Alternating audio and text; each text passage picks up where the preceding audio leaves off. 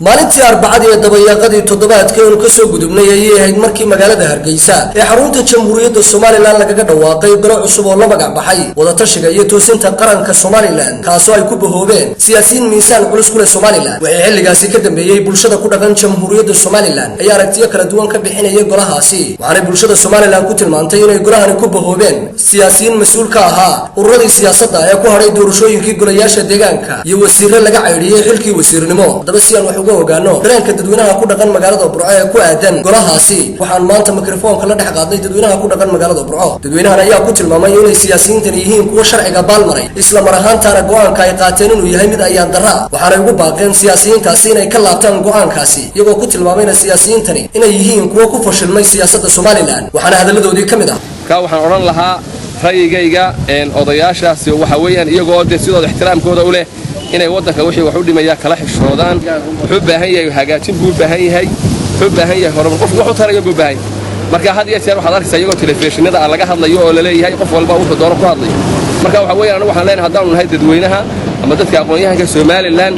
waxa weeyaan wadankeenu maanta inuu garbaas qabsayo u baahanna waxa weeyaan qofka hadal xilba weeyda taado marka jaan weeyda dadku wadan ma jiro war waa ceebteeda wadanka waxa weeyaan wadan loo soo dhintay weeyaan waa inkii dheer joogay ragii ka soo dagaalamay odayaashii waxaan dagaalka ku jiray maanta oranay Soomaaliland ma jirto golahan la magacaabay waxaan u arkaa mid ah marka ma jiraan yahay oo lagu furdamayn yahay waayo saddex golo hore oo sharci ayaa dalka ka jira maadaama saddex golo oo sharci oo dalka ka jireen xilada golaha afraad ee nimanka mucaaradka ee isba haystay ay magacaabeen inaanu aniga ila kulmanayn dii kale talaabo sharciga waafaqsan iyagu mid sharciga baalmarsan may marayaan mid sharciga waafaqsan waa in laga qaadaa jeel ku mutaystaan iyo xarig waxaan cambaaraynayaa qolada odayaasha fikrad ahaan iyo aqoon ahaan